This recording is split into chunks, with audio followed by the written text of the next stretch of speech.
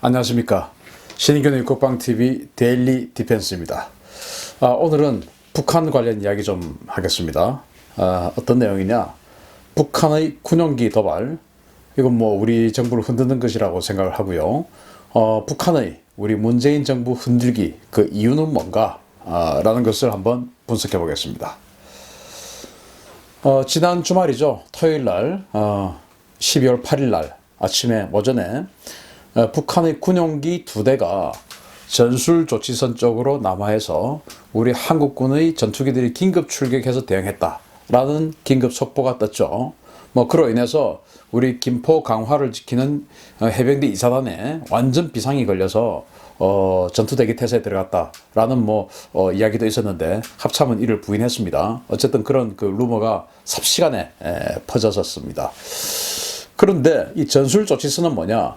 이거는 우리 영공과는 관계없어요. 다만 그 카디즈 같이 이 방공 식별구역처럼 비행기라는 것은 워낙 빠르기 때문에 우리 영공을 넘어왔을 때 대응을 하게 되면 이미 늦습니다. 그래서 가상의 선을 그어 나와서 군사분계선에서 북쪽으로 20에서 30km 정도의 가상의 선을 그어서 그 이남으로 내려오게 되면 우리 공군이 즉시 들어가서 이제 견제를 하게 되고, 그러다가 이제 우리 영공으로 들어오게 되면 격추를 시키든지 아니면은 귀순 의사를 확인하고 귀순 유도를 하든지 이렇게 하는 것이에요. 그래서 일단 우리를 공격할지 또는 귀순을 할지 그것을 미리 가서 대기했다가 상황을 파악하고 바로 조치를 할 수 있게끔 전술조치선이라는 것을 휴전선으로부터 북쪽으로 20에서 한 30km 지점쯤에 쭉 이렇게 만들어 놓았습니다.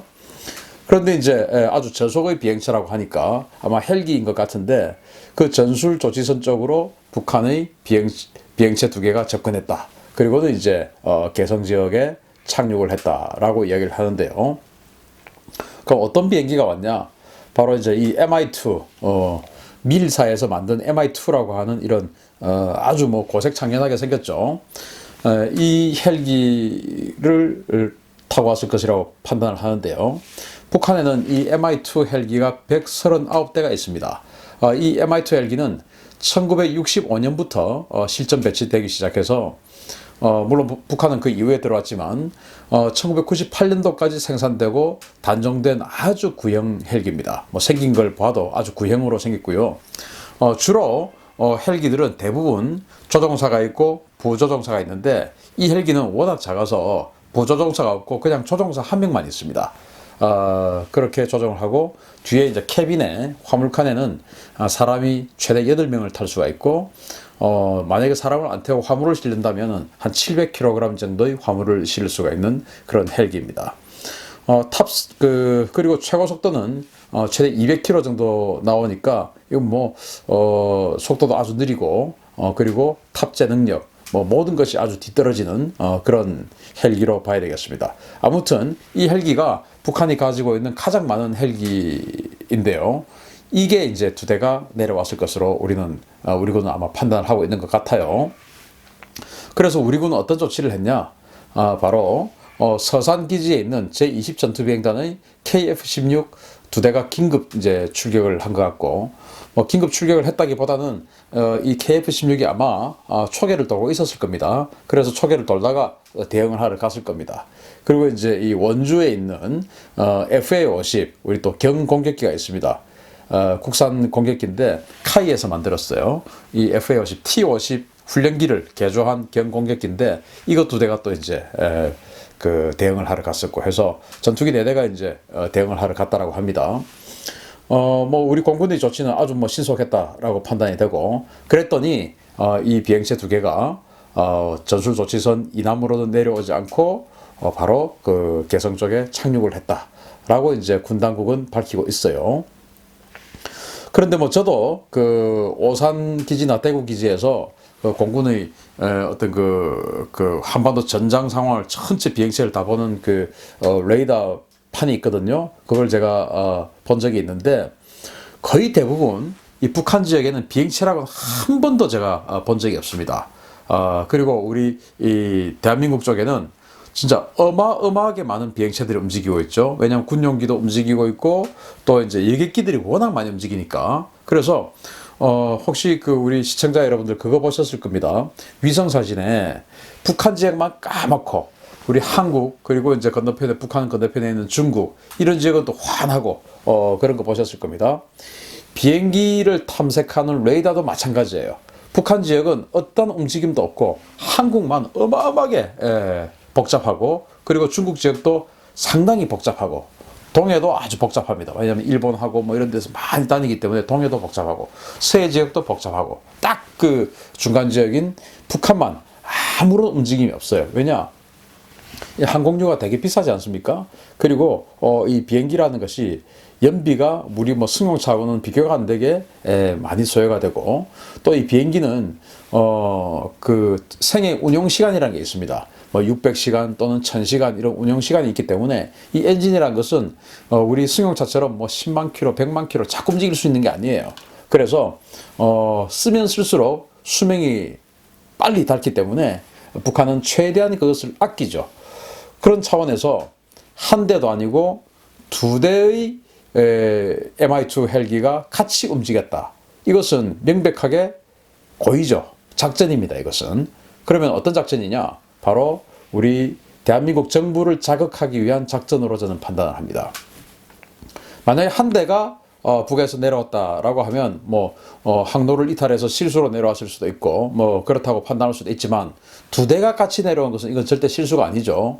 계획된 어떤 그 훈련인데 훈련 뭐 어떤 계획된 작전인데 그럼 북한이 이렇게 평소에 비행을 많이 하냐? 안 하죠.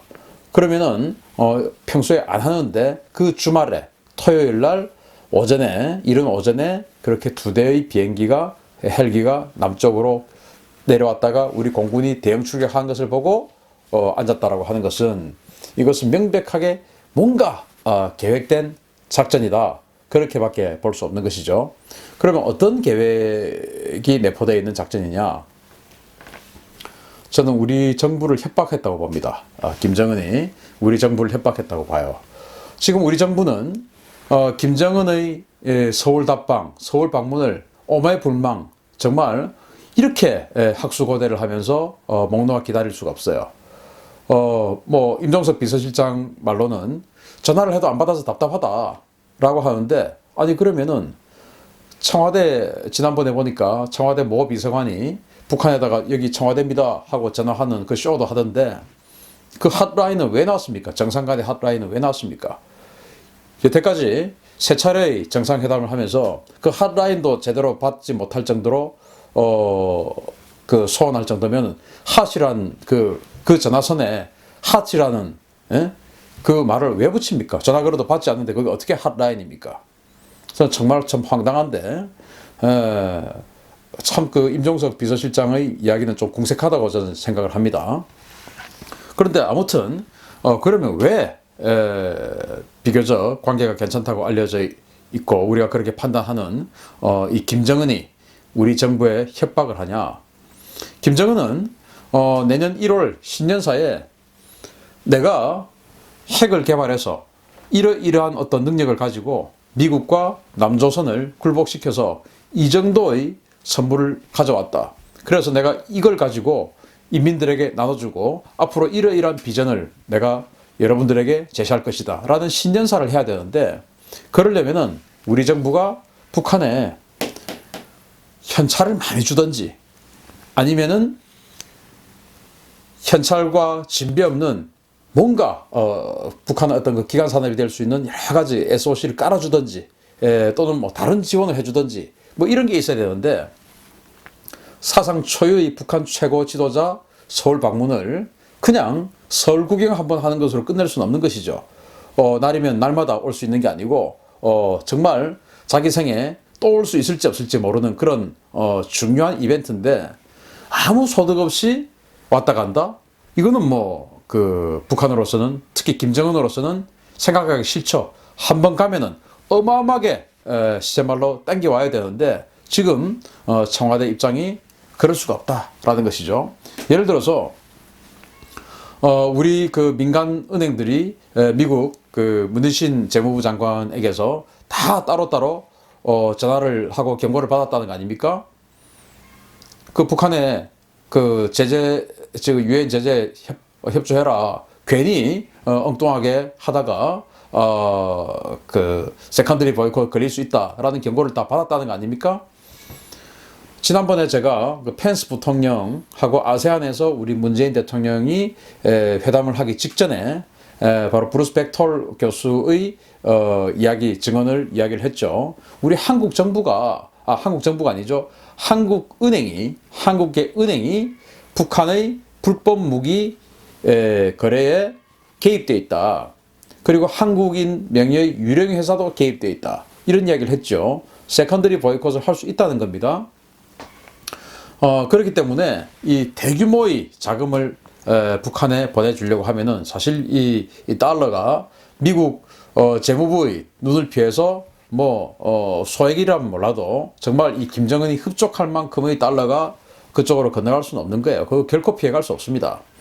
그러면은 철도를 깔아준다든지 도로망을 확충해준다든지 여러 가지 뭔가가 돼야 되는데 그 모든 것들이 지금 유엔 제재 결의안 위반에 해당되기 때문에 안 되는 것이죠. 그런데 지난번에 부에노스아이레스에서 G20 정상회담을 하고 그때 이제 트럼프 대통령과 우리 문재인 대통령이 정상회담을 했죠.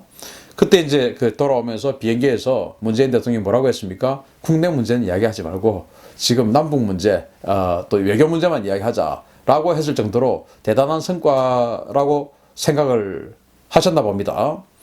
왜냐하면 당시 트럼프 대통령이 이 남북 정상회담, 김정은의 답방에 대해서 긍정적으로 평가를 했고 그로 인해서 그 미북 간의 정상회담까지도 잘 이어졌으면 좋겠다라는 그런 덕담을 했거든요.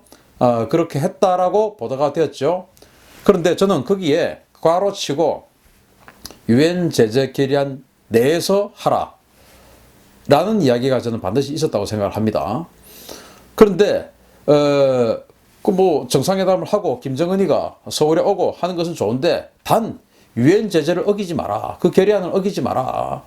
라는 이야기를 했지 않겠습니까? 그러니까 김정은을 부르고 싶은데 오라고 하니까 빈손으로 줄 게 없는데 오냔 말입니다.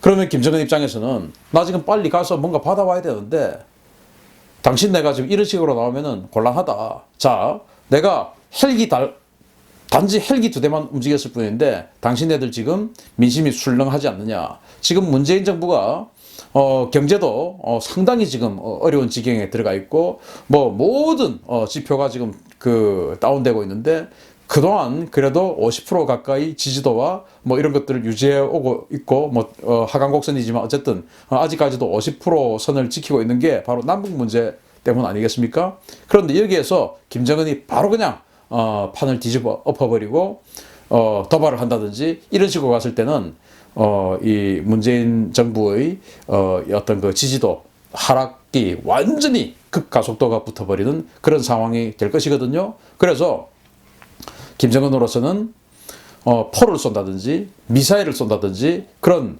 물리적인 어떤 그 도발이 아닌 그냥 한번 헬기 2대만 쓱 접근시켰다가 앉은 겁니다.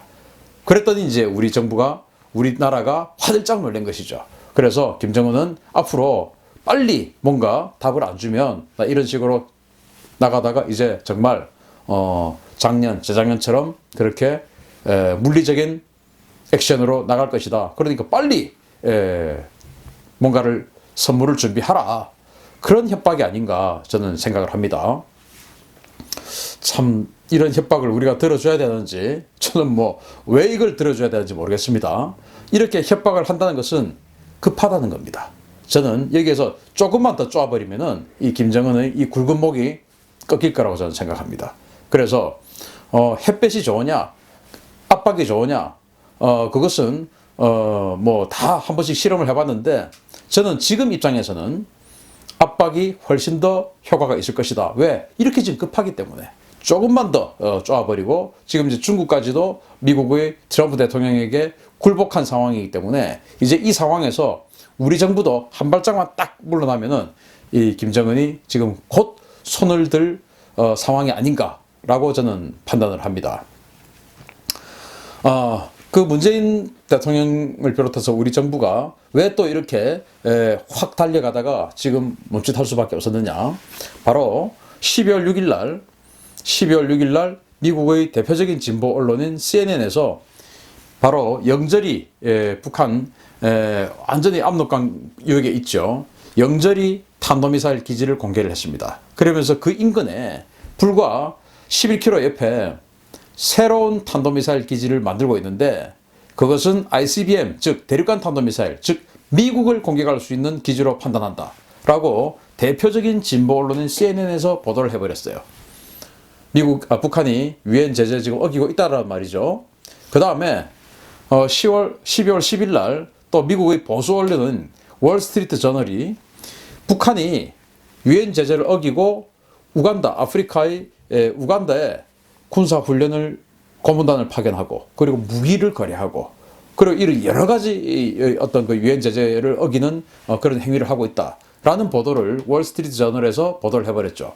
그래서 북한에 대한 어떤 미국 진보 언론, 보수 언론 할 것 없이 모든 계통에서 북한에 대해서 강력하게 주시를 하고 있는 상황에서 우리 정부가 북한에 대해서 뭔가 선물이 될 수 있고 또 우회적으로 지원이 될 수 있고 이런 활동을 하기에는 굉장히 두려운 상황이 돼버린 것이죠.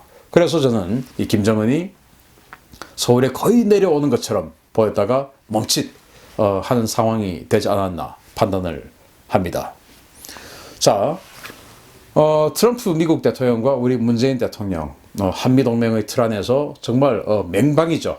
맹방인데 저는 이 사진이 왜 이런 사진이 찍혔는지 모르겠습니다만은 어쨌든 이 사진처럼 돼서는 안 된다. 같은 자리에 앉아서 다른 표정으로 다른 곳을 보고 있어요. 한 사람은 웃고 있고 한 사람은 인상을 찌푸리고 있습니다. 그리고는 반대쪽을 보고 있어요. 이거는 그야말로 이것을 동상이몽이라고 하는 것이죠. 우리가 북한의 비핵화를 완성하고 그야말로 궁극적으로 우리 대한민국 주도의 통일로 가려고 하면은 미국과 세계 최강대국인 미국과 같은 시선을 같은 쪽을 바라봐야 됩니다. 그리고 같은 표정을 지어야 됩니다. 우리가 웃을 때 미국도 같이 웃어야 됩니다. 미국이 웃을 때 우리도 같이 웃어야 됩니다. 미국이 찡그리면 우리도 같이 찡그리는 그런 같은 혼연일체의 마음이 돼야 된다 이겁니다. 그리고 폼페이오 국무부 장관이 이야기했던 것처럼 같이 나가야 된다. 한국이 너무 앞서 나가면 안 된다라는 것입니다. 그래서 같은 보폭으로 가야 북한의 비핵화에 성공한다라고 생각을 하거든요. 그래서 미국 트럼프 대통령이나 폼페이오 국무부 장관 이런 지금 어떤 협상에 나서는 사람들 그리고 협상을 지휘하는 사람들 그리고 지침을 주는 사람들 그런 사람들과 긴밀히 협조를 해서 너무 우리 마음만 앞서 나가는 그런 상황이 돼서는 결코 그게 오히려 더 늦게 간다. 토끼와 거북이 그런 이야기를 생각하면서 급하면 결국은 늦게 도착을 하는 겁니다. 그래서 천천히 세계 최강대국인 또 우리 가장 강력한 동맹인 이 미국과 같은 쪽을 딱 바라보면서 하나의 몸으로 2인 삼각의 어떤 그런 자세로 같이 나가야만이 북한의 비핵화에 성공하고 통일로 갈 수 있다라는 생각을 하고 지금 우리 문재인 대통령께서 혹시나 다른 곳을 보고 있다면 빨리 같은 곳을 보는 쪽으로 입장을 맞춰주기를 바랍니다. 국민의 한 사람으로서 그것을 바랍니다. 오늘 데일리 디펜스 여기서 마치겠습니다. 감사합니다.